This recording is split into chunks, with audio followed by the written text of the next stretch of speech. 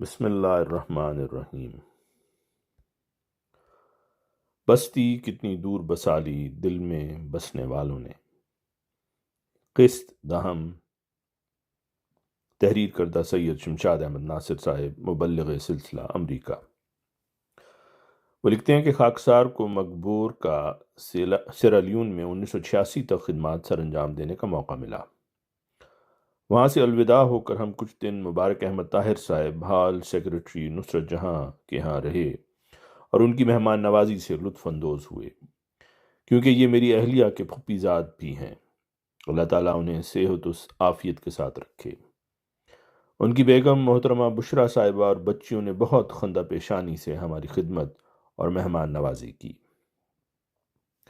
یہاں سے فارغ ہو کر ہم فری ٹاؤن مشن ہاؤس میں کچھ دن ٹھہرے اور پھر 1 فروری 1986 کو لندن پہنچ گئے۔ 1 مہینہ یہاں پر قیام کی اور پھر ربوہ کے لیے عازم سفر ہوئے۔ فروری 1986 کا پورا مہینہ خاکسار نے اپنی فیملی سمیت لندن مشن میں گزارا اور حضرت خلیفۃ المسیح الرابع رحمہ اللہ تعالیٰ کی اقتداء میں نمازیں پڑھنے اور پھر کچھ انگلستان کی سیر کرنے کا موقع بھی ملا، جو حضور رحمہ اللہ کے ارشاد پر کی گئی تھیں۔ مکرم مبارک احمد ساقی صاحب۔ لندن میں ان دنوں مکرم مبارک احمد ساقی صاحب مرحوم ایڈیشنل وکیل الاشاد تھے۔ آپ بہت اعلیٰ ظرف کے انسان تھے، بہت شفیق اور ہمدرد، بڑی مسکراہٹ کے ساتھ ملتے تھے، اگلے آدمی کا دل موہ لیتے تھے۔ آپ کی باتیں اور نصائح بھی اس رنگ میں ہوتی تھیں کہ وہ دل میں اتر جاتیں۔ بہرکیف انہوں نے خاکسار کے ساتھ بہت ہمدردانہ اور مشفقانہ سلوک فرمایا۔ حضرت خلیفۃ المسیح الرابع رحمہ اللہ نے انہیں فرمایا تھا کہ شمشاد افریقہ سے آیا ہے، یہاں سردی کا موسم ہے، اس کے چھوٹے چھوٹے بچے بھی ساتھ ہیں، اس لیے ہر چیز کا خیال رکھیں۔ ایک دفعہ آپ اپنے بیٹے منصور ساقی صاحب کے ساتھ مجھے ملنے آئے اور اپنے بیٹے سے کہنے لگے کہ یہ ہمارے مبلغ ہیں، افریقہ سے آئے ہیں، انہیں اپنے لیے دعا کے لیے کہو۔ حالانکہ آپ خود ایڈیشنل وکیل الاشاد تھے اور مجھ سے کہیں زیادہ سینئر بھی تھے۔ بہرحال 1 ماہ لندن میں بہت خوب گزرا۔ مکرم نسیم احمد باجوہ صاحب مبلغ سلسلہ نے ایک دن خاکسار سے کہا کہ ایک دن میرے پاس بھی آئیں۔ ان دنوں آپ کرائیڈن میں مبلغ کے طور پر فرائض سر انجام دے رہے تھے۔ میں نے کہا کہ حضور رحمہ اللہ سے پوچھ کر بتاؤں گا۔ خاکسار نے حضور رحمہ اللہ سے روزانہ صبح کی سیر پر ساتھ جانے کی اجازت لی ہوئی تھی۔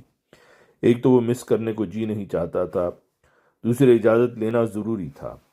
خاکسار نے اگلے دن صبح کی سیر کے دوران ہی حضور رحمہ اللہ سے ذکر کیا کہ مکرم نسیم باجوہ صاحب دعوت کرنا چاہتے ہیں، حضور سے اجازت چاہیے۔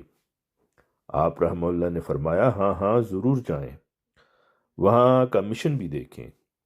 چنانچہ ایک دن ہم نے ان کے ساتھ گزارا۔ انہوں نے لندن کی کئی چیزیں دکھائیں اور کئی جگہ کی معلومات بھی دیں، یہاں اس طرح کام ہوتے ہیں وغیرہ۔ انہوں نے ہمیں ایک پارک کی بھی سیر کرائی۔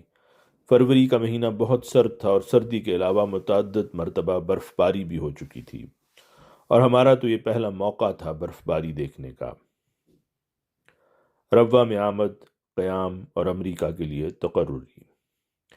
1 ماہ گزارنے کے بعد ہماری واپسی کی ٹکٹیں ہو گئیں اور ہم کراچی پاکستان آ گئے۔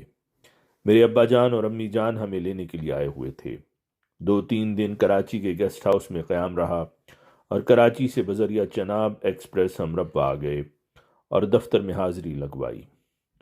مکرم محترم نواب منصور احمد خان صاحب ان دنوں وکیل التبشیر تھے۔ چھٹی گزار کر خاکسار واپس دفتر میں باقاعدہ حاضر ہونے لگا۔ ربوہ، دفتر تبشیر۔ ان دنوں وکالت تبشیر میں افریقہ کے مختلف ممالک کی تاریخ لکھی جا رہی تھی اور اس کے لیے مختلف مربیان اور مبلغین کرام ان ممالک میں خدمات بجا لانے والے مبلغین کی ارسال کردہ رپورٹس کی فائلز دیکھتے اور ان سے ضروری نوٹس لیتے۔ اس طرح روزانہ کی بنیاد پر کام ہو رہا تھا۔ خاکسار کے ذمہ بھی یہی کام لگا اور غالباً گھانا اور سیرالیون کی تاریخ مرتب کرنے میں خاکسار کو بھی خدمت کی توفیق ملی۔ ان دنوں میں دفتر تبشیر میں جو مبلغین اور واقفین کام کر رہے تھے، ان میں سے چند بزرگان سمیت ربوہ کی بعض شخصیات کا ذکر خیر کچھ یوں کرنا چاہتا ہوں۔ مکرم سید داؤد مظفر شاہ صاحب، آپ حضرت مسلم موعود رضی اللہ تعالیٰ عنہ کے داماد، ہمارے پیارے امام حضرت خلیفۃ المسیح الخامس سید اللہ تعالیٰ کے خسر اور حضرت خلیفۃ المسیح الرابع رحمہ اللہ کے بہنوئی تھے۔ آپ بہشتی ٹبر سے تعلق رکھتے ہیں۔ آپ بڑے ہی سادہ صوفی منش انسان تھے۔ آپ کے ہونٹوں پر ہر وقت مسکراہٹ رہتی تھی۔ ہم کبھی کبھی جب اپنی فائلوں کے انبار سے تھک جاتے تو ایک دوسرے کے پاس چند منٹ کے لیے کھڑے ہو کر سستا لیتے اور بات کر لیتے۔ آپ کی بے شمار خوبیوں میں سے ایک خصوصیت یہ یاد ہے کہ وقت پر دفتر تشریف لاتے اور آتے ہی وقت کا ضیاع کیے بغیر اپنے کام میں مصروف ہو جاتے۔ کبھی کبھار ہنسی مذاق لطیفہ وغیرہ بھی کر لیتے تھے۔ بہت نرم طبیعت کے مالک تھے، نہ ہی کسی کام میں دخل دیتے تھے اور نہ ہی تجسس۔ اپنے کام سے کام اور ہر کسی کے ساتھ مسکراتے چہرہ کے ساتھ ملنا آپ کا وصف تھا۔ حضرت خلیفۃ المسیح الخامس سید اللہ تعالیٰ بن نصر العزیز نے آپ کی وفات پر اپنے خطبہ جمعہ 11 مارچ سن 2011 میں تفصیلی ذکر خیر فرمایا جو پڑھنے کے لائق ہے۔ حضور انور عید اللہ تعالیٰ نے اپنے خطبے کے آخر میں فرمایا، یہ تھے وہ بزرگ جن کے بارے میں حضرت مسیح موعود علیہ الصلوۃ والسلام نے فرمایا ہے کہ کسی سے بغض، حسد اور کینہ نہیں رکھتے، بلکہ نقصان پہنچانے والے سے بھی جب اس نے معافی مانگی تو شفقت کا سلوک ہی فرمایا۔ یہی لوگ ہیں جن کے بارے میں کہا جا سکتا ہے کہ انہوں نے حقیقی رنگ میں تزکیہ نفس کیا ہے۔ بحوالہ خطبہ جمعہ فرمودہ مورخہ 11 مارچ سن 2011۔ مکرم بشارت احمد امروہی صاحب، یہ بھی افریقہ کے ممالک میں بطور مبلغ رہ چکے تھے اور اب دفتر تبشیر میں ہی کام کر رہے تھے۔ آپ بھی بہت سادہ مزاج تھے، بڑے انہماک سے کام کرتے تھے۔ مکرم عبداللطیف پریمی صاحب، آپ بھی باہر کے ممالک میں بطور مبلغ رہ چکے تھے اور آپ کی ذمہ بھی یہی کام تھا جس کا خاکسار اوپر ذکر کر چکا ہے۔ غالباً ریٹائرمنٹ کے بعد امریکہ ہی آ گئے تھے۔ ملک محمد اکرم صاحب، آپ بھی مبلغ تھے۔ نائجیریا میں بطور مبلغ خدمات سر انجام دیتے رہے۔ دفتر تبشیر میں آمد و رفت میں خدمات سر انجام دیتے تھے۔ اس کے بعد آپ کی تقرری انگلستان میں ہوئی اور پھر آخر دم تک وہیں خدمات کی توفیق پاتے رہے۔ سید جواد علی شاہ صاحب، دفتر تبشیر ربوہ میں ایک اور مسکراتا چہرہ ہمارے مربی اور واقف زندگی مکرم سید جواد علی شاہ صاحب کا ہے۔ آپ حضرت سید سمیع اللہ شاہ صاحب کے بیٹے اور حضرت سید میر حامد علی شاہ صاحب رضی اللہ تعالیٰ عنہ صحابی حضرت مسیح موعود علیہ السلام کے نواسے تھے۔ حضرت مسیح موعود علیہ السلام جب کبھی سیالکوٹ تشریف لاتے تو حضرت میر حامد علی شاہ صاحب رضی اللہ عنہ کے گھر پر قیام فرماتے۔ مکرم جواد علی شاہ صاحب نے حضرت خلیفۃ المسیح الثانی رضی اللہ عنہ کی تحریک پر خدمت اسلام کے لیے زندگی وقف کی۔ آپ امریکہ میں بھی مبلغ رہے اور ڈیٹن میں بھی آپ کا قیام رہا۔ اس کے علاوہ کچھ عرصہ نیو یارک میں بھی بطور مبلغ رہے۔ واشنگٹن میں بطور مبلغ انچارج بھی رہے۔ امریکہ میں آپ کی خدمات کا عرصہ قریباً 16 سال بنتا ہے۔ 1971 میں آپ واپس پاکستان گئے۔ 1972 میں آپ ڈنمارک گئے۔ 1974 کے آخر میں واپس تشریف لائے اور پھر دفتر تحریک جدید میں خدمات بجا لاتے رہے۔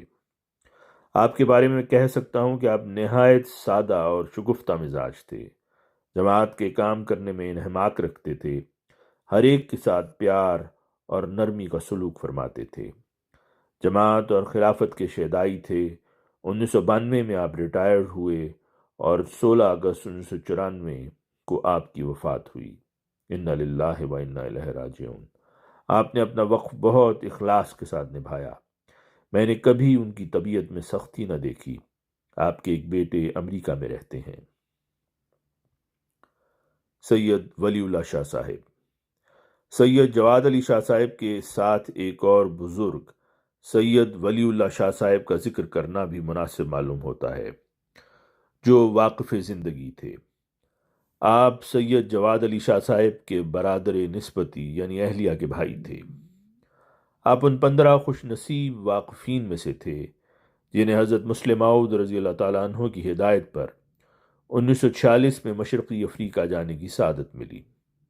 1960 میں آپ نے واپس آ کر گول بازار ربوہ میں نیروبی ہاؤس کے نام سے جنرل سٹور کھولا تھا۔ 1984 تک یہ دکان گول بازار میں اور پھر دارالعلوم وسطی ربوہ میں ان کے گھر شفٹ ہو گئی۔ 10 سال تک آپ مسجد لطیف میں امامت بھی کرواتے رہے۔ 1965 میں آپ کی دوسری شادی سیدہ محمودہ بیگم بنت سید ناظر حسین شاہ صاحب رضی اللہ عنہ صحابی حضرت مسیح موعود علیہ السلام سے ہوئی، جس میں سے ایک بیٹا اور 2 بیٹیاں ہیں۔ آپ رمضان المبارک سن 2006 میں فوت ہوئے۔ آپ بہت نرم طبیعت کے تھے، ہمیشہ اپنے چہرے پر مسکراہٹ سجائے رکھتے۔ ایک واقعہ کی وجہ سے خاکسار کے دل و دماغ پر ان کے تقوی اور ہمدردی کا آج تک اثر ہے۔ بات کچھ یوں ہے کہ جب میں نے 1966 میں وقف کر کے جامعہ میں داخلہ لیا تو ان دنوں ہمارے مالی حالات کچھ اچھے نہ تھے۔ اپنی روزمرہ کی ضروریات کے لیے ہمیں گھر سے پیسے بھی منگوانے پڑتے تھے اور بعض اوقات رقم آنے میں تاخیر بھی ہو جاتی، جس کی وجہ سے ادھار لینے تک نوبت آ جاتی۔ سید ولی اللہ شاہ صاحب کی دکان گول بازار میں تھی۔ خاکسار اپنی ضرورتوں کے لیے انہی سے خریداری کرتا تھا، کیونکہ بوقت ضرورت آپ ہمیں ادھار بھی دے دیا کرتے تھے۔ مجھے جامعہ میں چند سال گزارنے کے بعد جب کیوبیکل ملا تو مجھے ٹیبل لیمپ کی ضرورت محسوس ہوئی۔ اتنی رقم میرے پاس نہیں تھی کہ ٹیبل لیمپ خرید لیا جائے۔ حسب معمول ہی میں ان کی دکان پر چلا گیا اور ٹیبل لیمپ دیکھنے لگا، جہاں ٹیبل لیمپ 5 روپے سے لے کر 30 روپے تک کی قیمت میں دستیاب تھے۔ میں نے کوئی 20 یا 25 روپے والا ٹیبل لیمپ پسند کیا اور اسے خریدنے کے لیے اٹھا لیا۔ آپ چونکہ مجھے جانتے تھے، کہنے لگے کہ شمشاد، تم واقف زندگی ہو، اتنا مہنگا ٹیبل لیمپ تمہارے لیے کچھ مناسب نہیں ہے، تم یہ 5 روپے والا خرید لو، اس نے بھی اتنی ہی روشنی دینی ہے جتنی اس 25 یا 30 روپے والے نے دینی ہے۔ فینسی لے کر تم پر صرف قرضہ ہی چڑھے گا، تمہاری ضرورت 5 روپے والا ٹیبل لیمپ بھی اسی طرح پوری کرے گا جس طرح کے مہنگے والا۔ اس واقعہ کا مجھ پر آج تک بہت اثر ہے۔ یہ واقعہ ہمارے ربوہ کے دکانداروں کا تقوی اور خدا خوفی کا بھی معیار بتلاتا ہے۔ کاروباری لحاظ سے وہ مجھے یہ مشورہ نہ بھی دیتے تو ان پر کوئی حرف نہ آتا، لیکن انہوں نے ایک واقف زندگی بچے کو ہمیشہ کے لیے سبق دے دیا کہ کفایت شعاری کرنی ہے، اپنی آمد کے مطابق خرچ کرنا ہے، فضول خرچی سے بچنا ہے، اور ادھار کی رقم کو جتنا کم سے کم رکھا جا سکے رکھنا ہے۔ اللہ تعالیٰ ان کے درجات بلند فرمائے اور اعلیٰ علیین میں جگہ دے، آمین۔ مکرم سید ولی اللہ شاہ صاحب کے والد سید محمد لطیف شاہ صاحب کو بطور انسپیکٹر بیت المال صدر انجمن احمدیہ میں خدمت کی سعادت نصیب ہوئی۔ باقی انشاءاللہ آئندہ۔